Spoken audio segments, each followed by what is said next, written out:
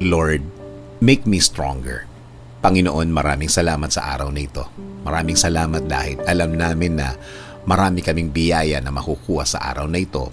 At ang araw na ito din ay puno ng pagpapala mo sa akin at sa aking pamilya. Lord, marami po akong pinagdadaanan ngayon. Mga problemang dumating dahil na din sa mga sitwasyon na hindi maiiwasan. Mga sitwasyon na wala na sa aking control, na naapektuhan ako dahil sa mga nangyari noon. Dumadaan ako, Lord, sa mga araw-araw na litong-lito na ako. Hindi ko na alam, Lord, kung saan pupunta at sino ang kakausapin ko para lang makatulong sa problemang kinakaharap ko sa mga panahong ito, Panginoon. Pero alam ko na andyan ka palagi para sa akin. Kung noong mga nakaraang mga linggo, nahihirapan ako. Ngayon, mas iisipin ko na tutulungan mo ako ngayon.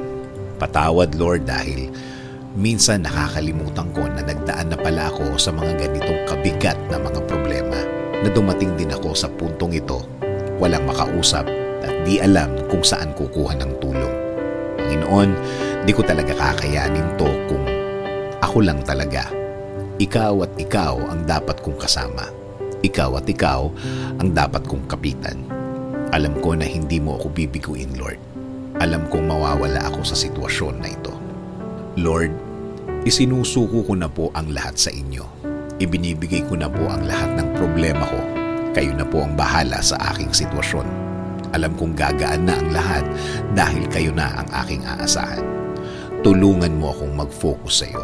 Tulungan mo akong ikaw lang ang makikita ko at kakapitan. Natulungan mo na ako dati, Lord. Kaya alam kong tutulungan mo ako ulit ngayon. Tulungan mo akong huwag sumuko, huwag bumigay. Alam kong mas malaki ang presensya mo at blessings kesa sa aking nararanasan ngayon.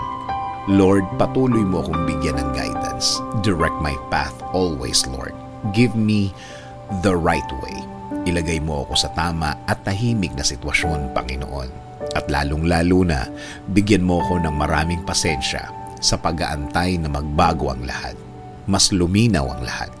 Alam na alam ko na magbabago ang lahat at alam kong matutupad na ang lahat ng pangako mo sa akin, Panginoon. In Jesus' name I pray. Amen. Sabi nga sa Psalm 46:1-3, God is our refuge and strength, an ever-present help in trouble.